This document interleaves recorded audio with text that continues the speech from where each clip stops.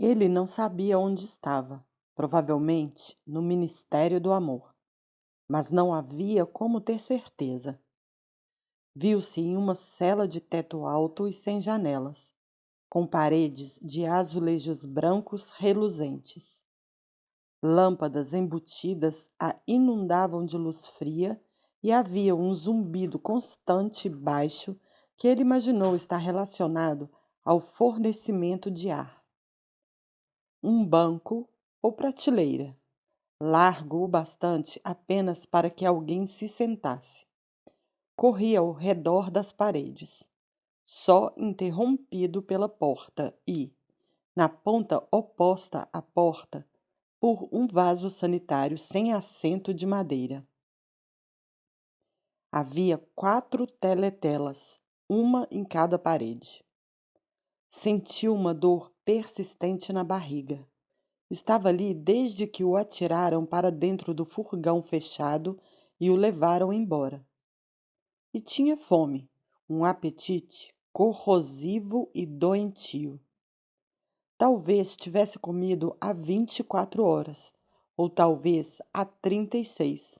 Ainda não sabia, e provavelmente nem viria a saber, se tinha sido manhã ou noite quando o prenderam.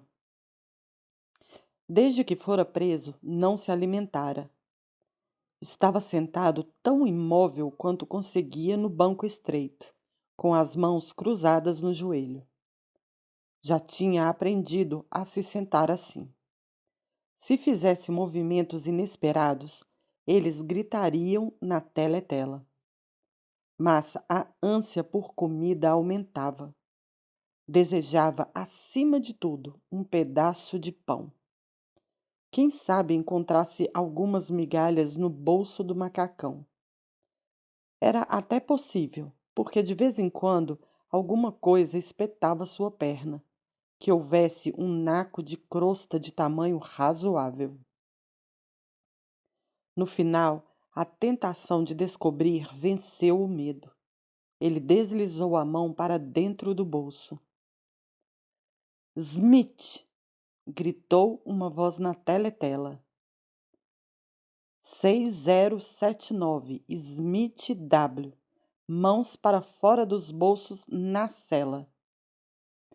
Ele se sentou imóvel de novo, as mãos cruzadas no joelho.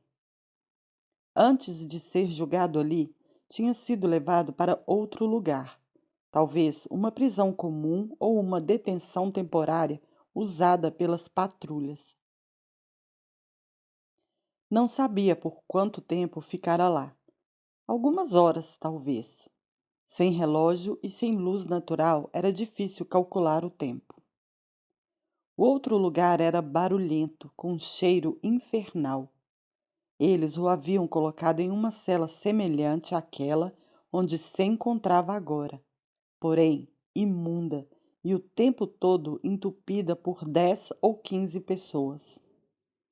Eram na maioria criminosos comuns, mas havia alguns poucos prisioneiros políticos. Winston tinha se sentado em silêncio contra a parede, acotovelado pelos corpos sujos, preocupado demais com o medo e com a dor na barriga para ter muito interesse no que o rodeava. Mas ainda assim, notando a espantosa diferença de comportamento entre os prisioneiros do partido e os outros. Os prisioneiros do partido estavam sempre calados e aterrorizados, mas os criminosos comuns pareciam não se importar minimamente com ninguém. Berravam insultos para os guardas, revidavam ferozmente quando seus pertences eram confiscados, escreviam palavras obscenas no chão, comiam comida contrabandeada que tiravam de esconderijos misteriosos nas roupas e até gritavam de volta para a teletela quando ela tentava restaurar a ordem.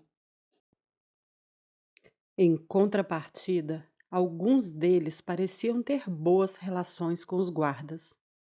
Chamavam-nos por apelidos e tentavam, por meio de bajulação, conseguir que lhe passassem cigarros pelo olho mágico. Os guardas também tratavam os criminosos comuns com certa indulgência, mesmo quando precisavam tratá-los com brutalidade. Havia muita conversa sobre os campos de trabalhos forçados para os quais a maioria dos prisioneiros esperava ser enviada. Nos campos era moleza, de acordo com o que entendeu, desde que você tivesse bons contatos e conhecesse os truques. Havia suborno, favoritismo e extorsão de todo tipo. Havia homossexualidade e prostituição. Havia até álcool ilícito destilado de batatas. Os cargos de confiança só eram confiados aos criminosos comuns, em especial os gangsters e os assassinos, que constituíam uma espécie de aristocracia. Todos os serviços ilícitos eram feitos pelos criminosos políticos. Havia um constante ir e vir de prisioneiros de todos os tipos: traficantes, ladrões, bandidos, comerciantes do mercado negro, bêbados, prostitutas. Alguns dos bêbados eram tão violentos que os outros prisioneiros precisavam se unir para contê-los. Uma mulher enorme e em frangalhos, de seus 60 anos, com grandes peitos caídos e grossos cachos de cabelo branco desfeitos na luta, foi levada para dentro, chutando e gritando, por 4 guardas, cada um segurando-a em uma ponta. Arrancaram as botas com as quais ela tentara atingi-los e a largaram de atravessado no colo de Winston, quase quebrando os ossos de suas coxas. A mulher se endireitou, ergueu-se e gritou: Fi, seus malditos! Depois, percebendo que estava sentada sobre alguma coisa irregular, deslizou dos joelhos de Winston para o banco. Perdão, benzinho, disse. Eu não teria sentado em você. Foi só que os sacanas me botaram aí. Eles não sabem como tratar uma mulher, né? Fez uma pausa, bateu de leve no peito e arrotou. Perdão, não estou me sentindo grande coisa. Curvou-se para a frente e vomitou copiosamente no chão. Ah, agora sim, acrescentou, recostando-se de olhos fechados. Nunca tente segurar, é o que eu sempre digo. Põe para fora enquanto está fresco no estômago, assim. Voltou à vida, virou-se para dar outra olhadela em Winston e pareceu simpatizar imediatamente com ele. Pôs o longo braço em volta de seus ombros e o puxou para si, exalando cerveja e vômito. Qual seu nome, amor? Smith, disse Winston. Smith? Que engraçado. O meu é Smith também. Ora, eu até podia ser sua mãe, ela acrescentou sentimental. Ela até poderia ser minha mãe, pensou Winston. Tinha a idade e a constituição certas, e era provável que as pessoas mudassem um pouco depois de 20 anos em um campo de trabalhos forçados. Ninguém mais falou com ele. Para sua surpresa, os criminosos comuns ignoravam os prisioneiros do partido. Os polititicas, como os chamavam, com um desprezo indiferente. Os prisioneiros do partido pareciam aterrorizados de falar com qualquer um e, acima de tudo, conversar entre si. Só uma vez, quando duas membras do partido se espremeram uma contra a outra no banco, Winston entreouviu, no meio do alarido, umas poucas palavras cochichadas depressa. Em particular, uma referência e algo chamado Sala 101, que ele não entendeu. Talvez tivesse chegado umas 2 ou 3 horas antes. A dor persistente na barriga não passava, mas algumas vezes melhorava e outras piorava. Seus pensamentos se expandiam ou contraíam de acordo. Quando a dor piorava, ele só pensava no sintoma propriamente dito e em sua ânsia por comida. Quando melhorava, o pânico tomava conta dele. Havia momentos em que antevia as coisas que lhe aconteceriam com tanta nitidez que seu coração galopava e o ar lhe faltava. Sentia o esmagar do cacetete nos cotovelos e as botas com acabamento metálico nas canelas. Via a si mesmo rastejando no chão, implorando por piedade através dos dentes quebrados. Mal pensava em Júlia. Não conseguia fixar sua mente nela. Ele a amava e não iria traí-la, mas aquilo era apenas um fato, tão exato como as regras da aritmética. Não sentia amor por ela e mal chegou a questionar o que lhe teria acontecido. Com mais frequência pensava em O'Brien, com uma fagulha de esperança. O'Brien deveria saber que ele fora preso. A Irmandade, lembrou-se, nunca tenta salvar seus membros. Mas havia a lâmina de barbear.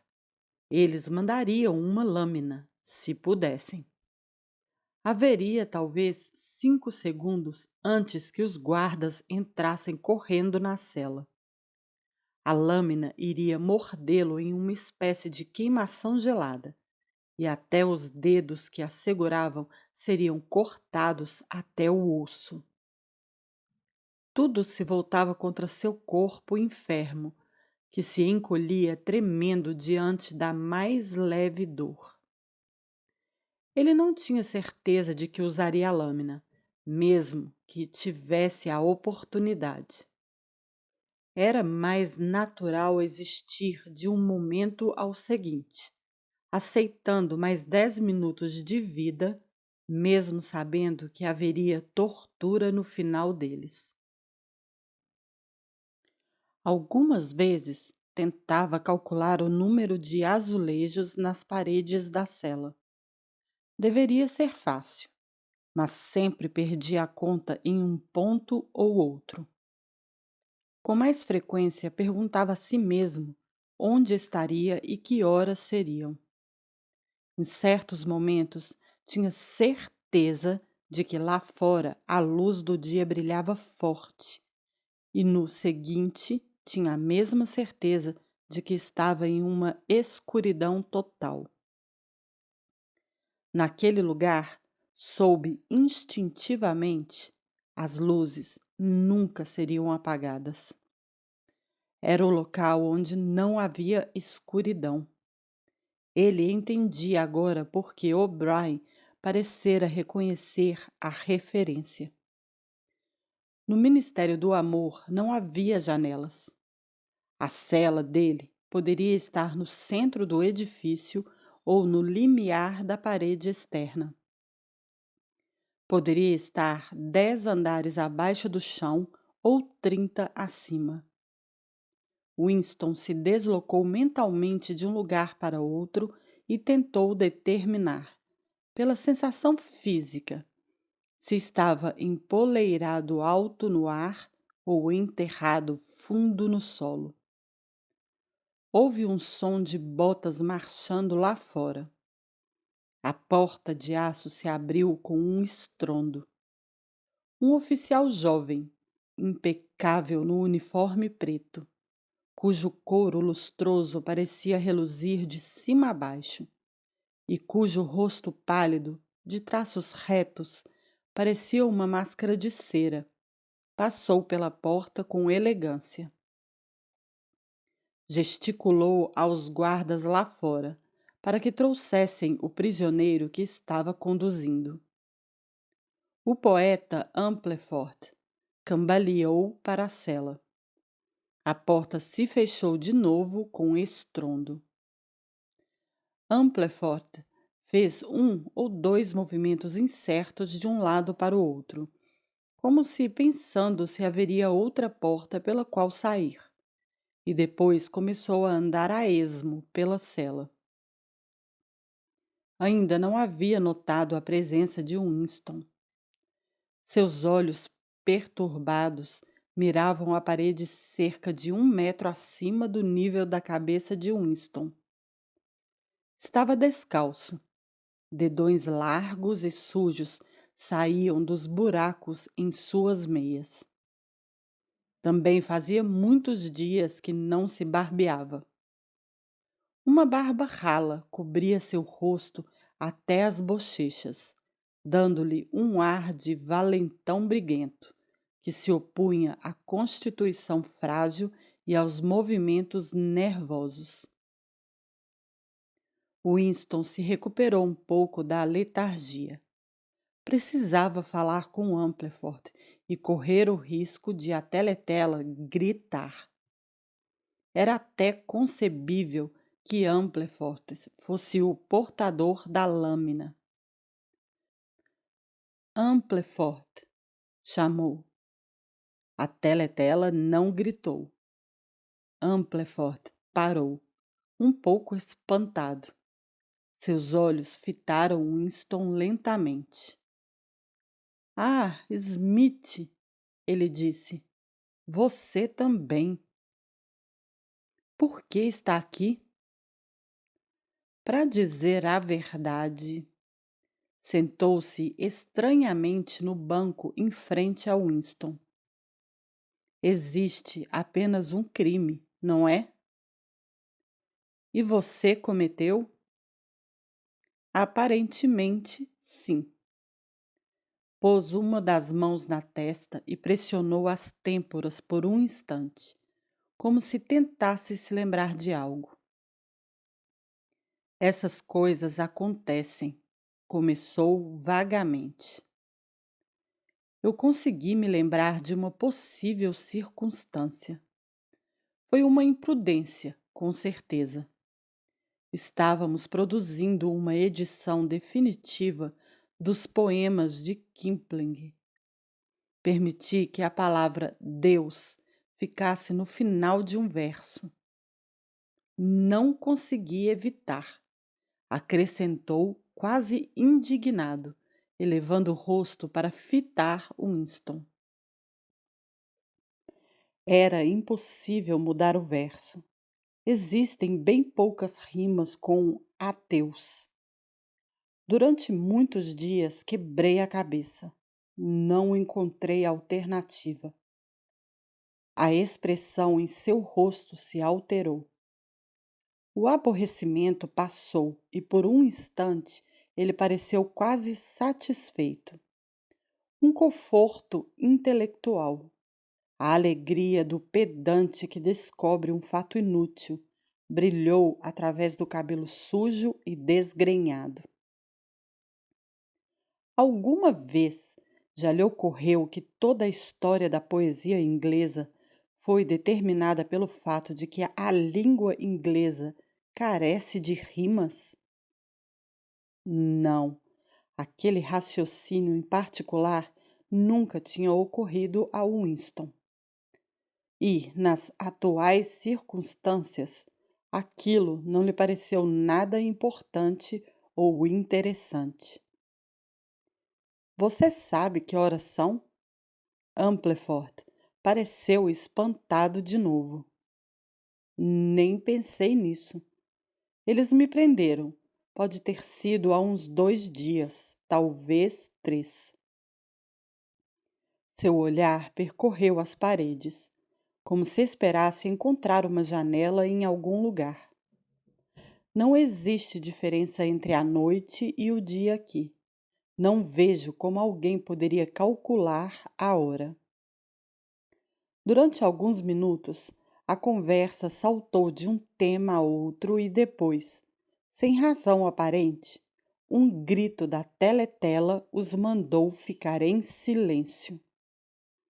Winston continuou sentado, imóvel, as mãos cruzadas. Amplefort, grande demais para se sentar com conforto no banco estreito, remexeu-se inquieto. As mãos magras ao redor primeiro de um joelho, depois do outro. A teletela ordenou que ele parasse de se mover. O tempo passou. 20 minutos. 1 hora. Era difícil julgar. Mais uma vez ouviu o som de botas do lado de fora. As entranhas de Winston se contraíram. Em breve, muito em breve, talvez em 5 minutos, talvez agora mesmo, o suar de botas significaria que sua vez tinha chegado. A porta se abriu. O jovem oficial de rosto inexpressivo entrou na cela e indicou Amplefort com um movimento curto da mão. Sala 101, ele disse. Amplefort marchou claudicante entre os guardas, o rosto vagamente perturbado, mas sem compreender. O que pareceu um longo tempo passou. A dor na barriga de Winston voltou. Sua mente percorria em círculos o mesmo caminho, como uma bola caindo toda hora na mesma série de buracos. Ele só tinha 6 pensamentos: a dor na barriga, um pedaço de pão, o sangue e os gritos, O'Brien, Júlia, a lâmina. Ocorreu outra contração em suas entranhas. As pesadas botas se aproximavam. Quando a porta se abriu, a lufada de ar que se criou levou um cheiro forte de suor frio. Parsons entrou na cela. Usava bermuda caque e uma camisa esportiva. Dessa vez, Winston se entregou ao assombro. "Você aqui!" exclamou. Parsons lançou-lhe um olhar apático, sem interesse nem surpresa, mas tão somente infelicidade. Começou a andar a esmo de um lado para o outro, incapaz de ficar quieto. Toda vez que endireitava os joelhos gorduchos, ficava nítido que eles tremiam. Os olhos estavam arregalados e tinham uma expressão fixa, como se não conseguisse parar de encarar uma coisa a meia distância. "Por que você está aqui?" perguntou Winston. "Pensamento crime", disse Parsons, quase chorando. Seu tom de voz denunciava uma completa admissão de culpa e uma espécie de horror incrédulo de que tal palavra pudesse se aplicar a ele. Parou em frente a Winston e começou a apelar, aflito. "Você não acha que vão atirar em mim? Acha, meu velho? Eles não atiram se você não fez nada de errado de verdade. Só pensamentos, que ninguém tem como evitar, não é? Sei que eles concedem uma audição justa. Ah, confio que vão fazer isso. Vão ver meus registros, não vão? Você sabe que tipo de sujeito eu era.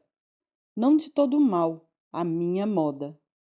Não intelectual, é claro, mas esperto. Tentei fazer meu melhor pelo partido, não tentei? Consigo sair em 5 anos, você não acha? Ou em 10? Um sujeito como eu podia ser útil em um campo de trabalho. Eles não vão atirar em mim por sair dos trilhos só uma vez. Vão? Você é culpado? Claro que sou!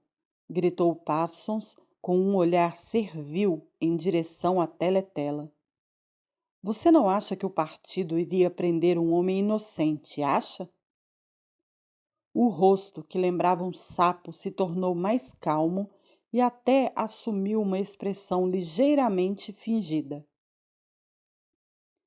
Pensamento crime é uma coisa horrível, meu velho, ele disse. É insidioso. Domina sem você perceber. Sabe como foi comigo? No sono. Sim, é um fato. Lá estava eu cumprindo meu dever, tentando fazer minha parte, sem nunca desconfiar que tinha coisas podres na cabeça. Daí eu comecei a falar no sono. Sabe o que eles me ouviram dizer? Ele baixou o tom de voz, com alguém obrigado por razões médicas a verbalizar uma obscenidade. Abaixo o grande irmão. Sim, eu disse isso. Disse várias e várias vezes. Parece. Cá entre nós, meu velho. Fico contente que me pegaram antes que eu fosse mais longe. Sabe o que vou dizer a eles quando estiver no tribunal? Obrigado. É isso que vou dizer. Obrigado por me salvarem antes que fosse tarde demais. Quem denunciou você? Foi minha filhinha, respondeu Parsons como uma espécie de orgulho triste. Ela ouviu pelo buraco da fechadura. Ouviu o que eu dizia e dedurou para a patrulha no dia seguinte. Bem espertinha para uma espiã de 7 anos, hein? Não guardo nenhum ressentimento por isso. Na verdade, estou orgulhoso dela. Isso mostra que eu a criei no espírito certo. Ele fez mais alguns movimentos espasmódicos para cima e para baixo, diversas vezes lançando longos olhares na direção do vaso sanitário. De repente, baixou a bermuda. Desculpe, meu velho, falou. Não consigo evitar. É a espera. E afundou o traseiro enorme no vaso sanitário. Winston cobriu o rosto com as mãos. Smith! Gritou a voz da teletela. 6079, Smith W. Descubra o rosto. Nada de rosto coberto na cela. Winston descobriu o rosto. Parsons usou o vaso de maneira abundante e ruidosa.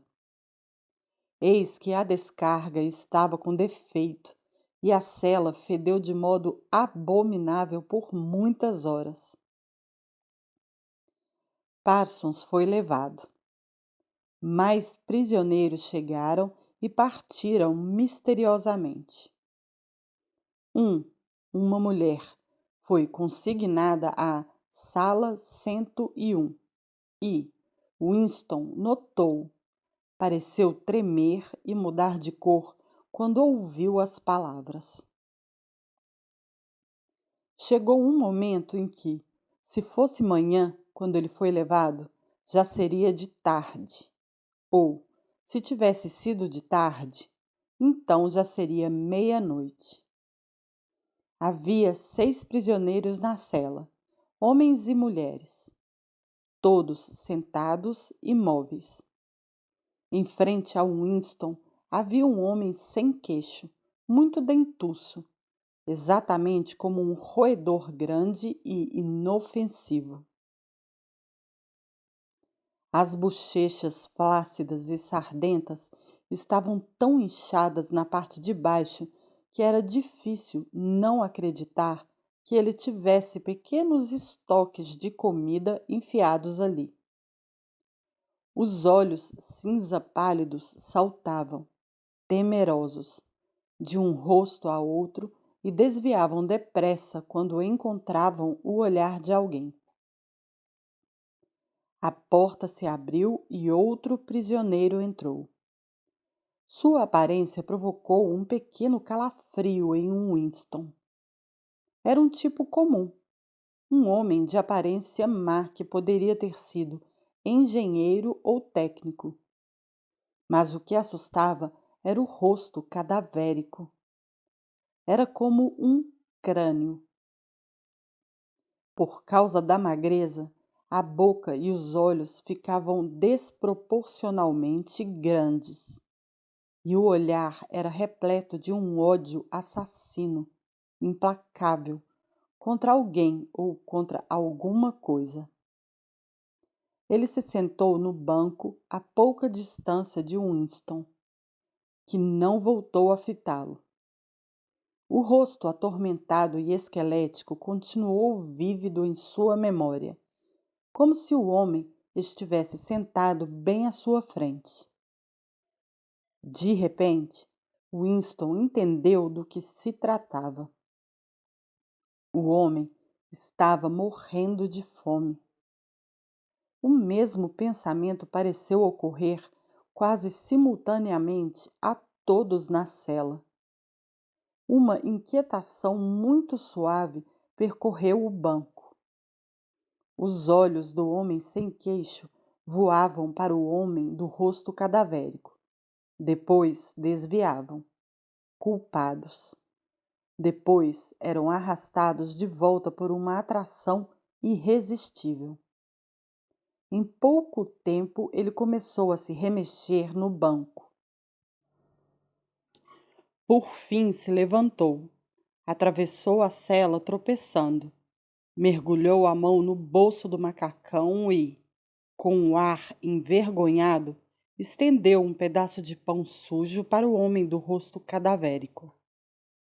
Da teletela saiu um rugido furioso e ensurdecedor. O homem sem queixo deu um pulo de susto. O homem do rosto cadavérico logo colocou as mãos através das costas, como se demonstrando para o mundo que tinha recusado o presente. Bumstead, rosnou a voz. 2713, Bumstead J. Largue este pedaço de pão. O homem sem queixo o deixou cair. Fique parado onde está, prosseguiu a voz. Vire-se para a porta. Não faça nenhum movimento. O homem sem queixo obedeceu. Suas bochechas flácidas tremiam incontrolavelmente. A porta se abriu com um estrondo. O jovem oficial entrou, deu um passo para o lado e atrás dele surgiu um guarda baixo, roliço, com braços e ombros enormes. Ele se posicionou em frente ao homem sem queixo e, a um sinal do oficial, acertou um golpe terrível em sua boca, alavancado por todo o peso do corpo. A força do soco pareceu quase elevá-lo do chão. O corpo foi lançado através da cela e desabou contra a base do vaso sanitário. Por um momento ele ficou caído como que em choque, o sangue escuro escorrendo da boca e do nariz. Um gemido ou guincho muito baixo, que parecia inconsciente, saiu de sua garganta. Então ele rolou sobre si e se ergueu, cambaleante, sobre as mãos e os joelhos. Em meio a um fluxo de sangue e saliva, duas metades de uma prótese dentária caíram de sua boca. Os prisioneiros permaneceram sentados, muito quietos, as mãos cruzadas sobre os joelhos. O homem sem queixo se arrastou até seu lugar. Na parte inferior de um lado do rosto, sua pele estava escurecendo. A boca inchada era agora uma massa disforme, cor de cereja, com um buraco preto no centro. De vez em quando, uma pequena gota de sangue pingava no peito do macacão. Os olhos cinzentos ainda voejavam de um rosto a outro, mais culpados do que nunca, como se ele tentasse descobrir quanto os demais o desprezavam por sua humilhação. A porta se abriu. Com um gesto curto, o oficial indicou o homem do rosto cadavérico. Sala 101, comandou. Houve um engasgo e uma agitação ao lado de Winston. O homem havia se atirado de joelhos no chão, com as mãos unidas. Camarada, oficial, ele gritou. Você não precisa me levar para aquele lugar. Eu já não contei tudo. O que mais você quer saber? Não há nada que eu não vá confessar, nada. É só me dizer o que, e eu confesso imediatamente. Escreva e eu assino. Eu assino qualquer coisa. Não a sala 101. Sala 101, insistiu o oficial. O rosto do homem, já muito pálido, assumiu uma cor que Winston não teria julgado possível. Era, definitivamente, com certeza, um tom de verde. Faça qualquer coisa comigo, ele gritou. Vocês estão me matando de fome há várias semanas. Acabem o serviço e me deixem morrer. Atirem em mim, me enforquem, me condenem a 25 anos. Tem alguém mais que vocês querem que eu entregue? Basta apontar quem, e eu direi qualquer coisa. Não importa quem seja, e não me interessa o que vocês vão fazer a ele. Eu tenho esposa e 3 filhos. O mais velho tem 6 anos.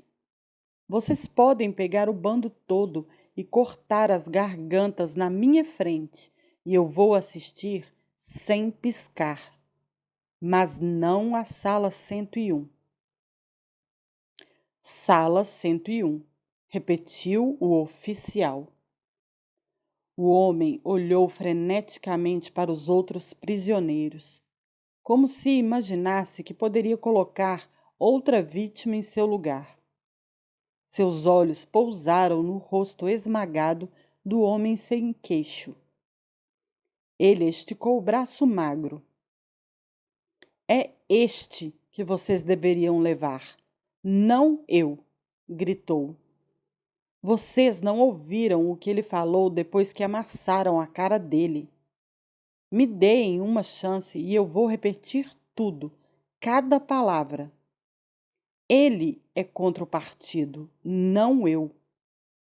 Os guardas deram um passo à frente.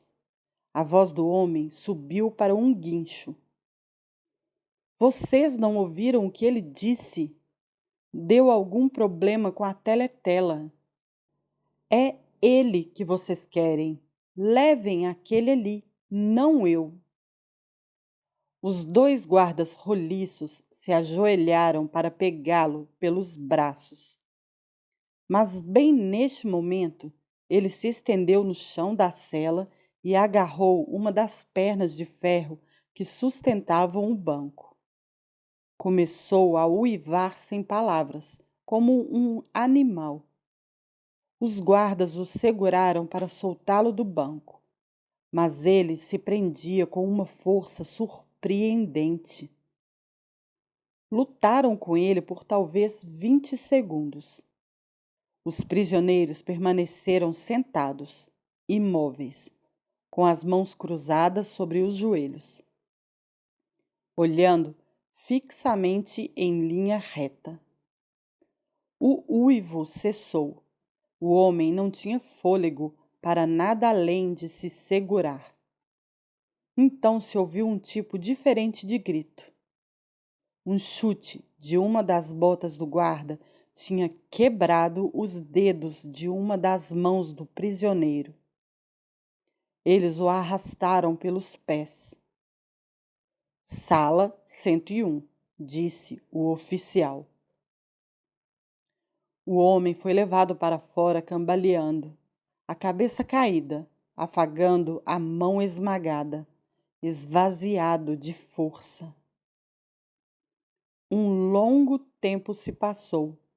Se fosse meia-noite quando o homem do rosto cadavérico foi levado, seria de manhã. Se tivesse sido de manhã, então já seria tarde. Winston estava sozinho e assim continuou por muitas horas. A dor de ficar sentado no banco estreito era tanta que com frequência ele se levantava e andava um pouco, sem ser repreendido pela teletela. O pedaço de pão ainda estava onde o homem sem queixo o havia derrubado. No começo, foi necessário um grande esforço para não olhar para ele, mas, no momento, a fome tinha dado lugar à sede. Sua boca estava pegajosa e com um gosto ruim. O murmúrio contínuo e a luz branca invariável induziam a uma espécie de torpor, uma sensação de vazio na cabeça. Ele se levantava porque a dor nos ossos já era insuportável e tornava a se sentar quase imediatamente, porque estava zonzo demais para conseguir ficar de pé. Sempre que suas sensações físicas estavam minimamente sob controle, o terror voltava. Algumas vezes, com uma esperança remota. Ele pensava em O'Brien e na lâmina de barbear. Talvez a lâmina chegasse escondida na comida, se é que ele seria alimentado. Meio confuso, pensava em Júlia. Em algum lugar ela sofria, talvez bem mais do que ele. Poderia estar gritando de dor naquele exato momento. Se eu pudesse salvar Júlia, duplicando a minha dor, eu faria isso? Sim, faria. Mas essa era apenas uma decisão racional, necessária e não sentimental. Naquele lugar não se conseguia sentir nada exceto dor e sofrimento por antecipação. Além do mais, seria possível, quando se estava sofrendo assim, desejar, por algum motivo, que a dor aumentasse? Mas ainda não se podia responder a essa pergunta. As botas se aproximaram de novo. A porta se abriu. O'Brien entrou. Winston levantou de supetão.